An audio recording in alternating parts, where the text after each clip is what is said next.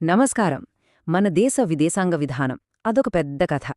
స్వాతంత్ర్యం వచ్చినప్పుడు మనం ఎన్నో ఆదర్శాలతో మొదలుపెట్టాం. కానీ ఇప్పుడు ప్రపంచ వేదికపై మన వైఖరి చాలా దృఢంగా మారింది. మరి ఈ ప్రయాణం ఎలా సాగింది? ఆ కథేంటో ఇప్పుడు చూద్దాం. ప్రపంచంలోనే అతిపెద్ద ప్రజాస్వామ్యం అంటే మనం బయటి ప్రపంచంతో ఎలా మాట్లాడుతుంది? ఈ ప్రశ్న వినడానికి సింపుల్గా ఉన్నా దీని వెనుక ఒక దేశం తన గొంతును ప్రపంచానికి వినిపించడానికి పడిన తపన ఉంది. ఇది కేవలం దౌత్యం గురించి మాత్రమే కాదు, ఒక దేశం యొక్క గుర్తింపు, దాని ఆశయాలు, మరి అది ఎదుర్కొన్న కఠినమైన వాస్తవాల గురించి. సరే, మరి ఈ కథ ఎక్కడ మొదలవుతుంది? సరిగ్గా మనకి స్వాతంత్ర్యం వచ్చిన దగ్గర. అప్పుడప్పుడే స్వేచ్ఛగాలి పీల్చుకుంటున్న మన దేశానికి మొదటినుంచి ఒక విదేశాంగ విధానాన్ని తయారు చేసుకోవడమనేది నిజంగా ఒక పెద్ద సవాలే. అయితే మన విదేశాంగ విధానానికి పునాదులు స్వాతంత్ర్యం రాకముందే పడ్డాయన్నమాట. 1925లోనే ఇండియన్ నేషనల్ కాంగ్రెస్ ఒక చిన్న విదేశీ విభాగాన్ని ఏర్పాటు చేసింది. ఎందుకంటే మన స్వాతంత్ర్య పోరాటానికి ప్రపంచ మద్దతు ఎంత అవసరమో వాళ్లకు అప్పుడే అర్థమైంది. మరి మన తొలి విదేశాంగ విధానాన్ని తీర్చిదిద్దిన ఆ రూపశిల్పి ఎవరు?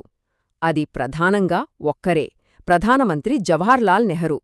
ఆయనకు ప్రపంచ వ్యవహారాలంటే చాలా ఆసక్తి.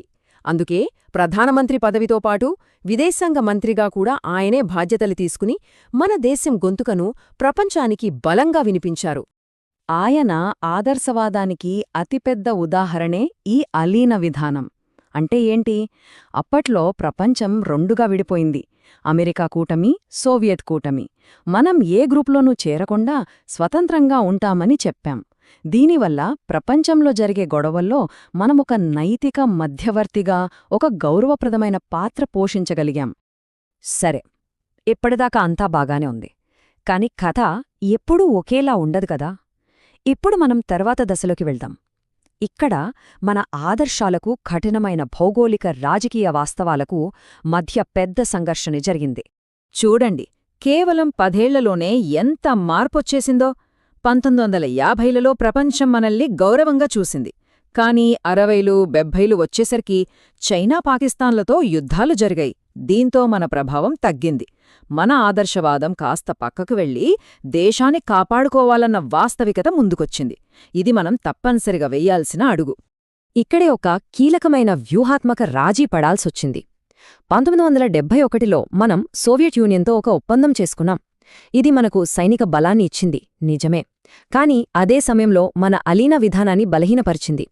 ఇది మన దేశ భద్రత కోసం తప్పనిసరి పరిస్థితిలో చేసుకున్న ఒక సర్దుబాటు. ఆ తర్వాత ప్రపంచ రాజకీయాల్లో ఒక పెద్ద భూకంపం వచ్చింది.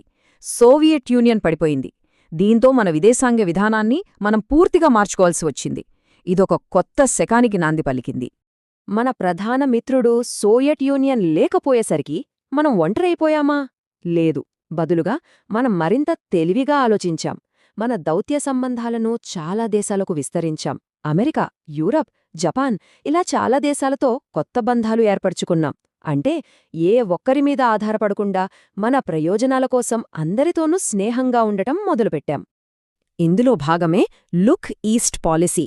ఇది కేవలం ఓ కొత్త పథకం కాదు. అప్పటి ప్రధాని మన్మోహన్ సింగ్ చెప్పినట్టు ప్రపంచాన్ని చూసే మన దృష్టిలోనే వచ్చిన ఒక వ్యూహాత్మక మార్పు. ఈ విధానం మన ఆలోచనా ధోరణిని పూర్తిగా మార్చేసింది. ఆ తర్వాత కాలంలో ఇది మరింత యాక్టివ్గా యాక్ట్ ఈస్ట్ విధానంగా మారింది.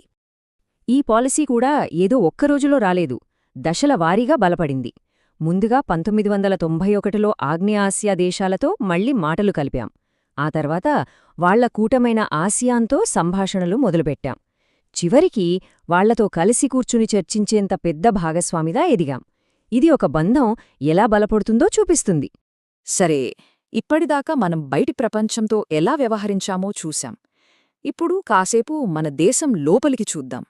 అసలు ఈ విదేశాంగ విధాన నిర్ణయాలు ఎవరు తీసుకుంటారు, ఎలా తీసుకుంటారు? సాధారణంగా అయితే విదేశీ వ్యవహారాల మంత్రిత్వ శాఖ అంటే ఎంఏ ఈ పనులన్నీ చూసుకోవాలి. కాని కాలక్రమేణా ప్రధానమంత్రి కార్యాలయం అంటే పిఎంఓ చాలా శక్తివంతంగా మారింది. అంటే విదేశాంగ విధానంలో కీలక నిర్ణయాలన్నీ ప్రధాని కనుసన్నర్లోనే జరుగుతున్నాయన్నమాట. ఇది ఎలా సాధ్యం? ఇక్కడే మన నిఘా సంస్థ అయిన రా పాత్ర వస్తుంది. నేరుగా పీఎంఓకి రిపోర్ట్ చేస్తుంది. దీనివల్ల సమాచారం విదేశాంగ మంత్రిత్వ శాఖ ద్వారా కాకుండా నేరుగా ప్రధానమంత్రికి చేరిపోతుంది. ఇది నిర్ణయాలను చాలా వేగవంతం చేస్తుంది. ఓకే, ఇప్పుడు కథను వర్తమానానికి తీసుకువద్దాం. ఈరోజు మనం చూస్తున్న భారతదేశం చాలా భిన్నమైనది. మన విదేశాంగ విధానం ఇప్పుడు మరింత చురుగ్గా, మరింత దృఢంగా మారింది. ఒకప్పుడు మనం అలీన విధానం అన్నాం కదా, దానికి కాలం చెల్లిపోయింది. ఇప్పుడు మనం అనుసరిస్తున్నది మల్టీ అలైన్మెంట్. సింపుల్గా చెప్పాలంటే ప్రపంచంలో మనకు శాశ్వత మిత్రుడుగానీ శాశ్వత శత్రువులుగానీ ఉండరు. మన దేశ ప్రయోజనాలే ముఖ్యం.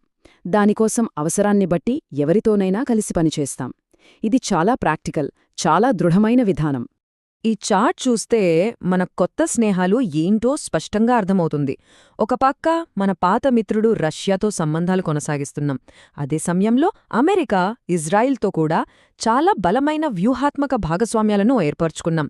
ఇది మనం ఎంతలా మారామో, మన ప్రాధాన్యతలు ఎలా మారాయో చూపిస్తుంది. 4.4 కోట్లు. ఇది చిన్న సంఖ్య కాదు. ప్రపంచవ్యాప్తంగా నివసిస్తున్న భారత సంతతి ప్రజల సంఖ్య ఇదే. ఇంత పెద్ద మనవాళ్లు బయట దేశాల్లో ఉన్నప్పుడు వాళ్ల సంక్షేమం చూసుకోవడం కూడా మన విదేశాంగ విధానంలో చాలా ముఖ్యమైన భాగం. మొత్తంగా చూస్తే భారతదేశం ఒక శక్తిగా ఎదుగుతోంది. మరి భవిష్యత్తులో మన పాత్ర ఏంటి? ప్రపంచంలో వివిధ శక్తులను బ్యాలెన్స్ చేసే ఒక శక్తిగా మిగిలిపోతామా? లేక ఒక నాయకత్వ పాత్ర పోషిస్తామా? ఈ ప్రశ్నకు సమాధానం రాబోయే కాలమే చెప్పాలి.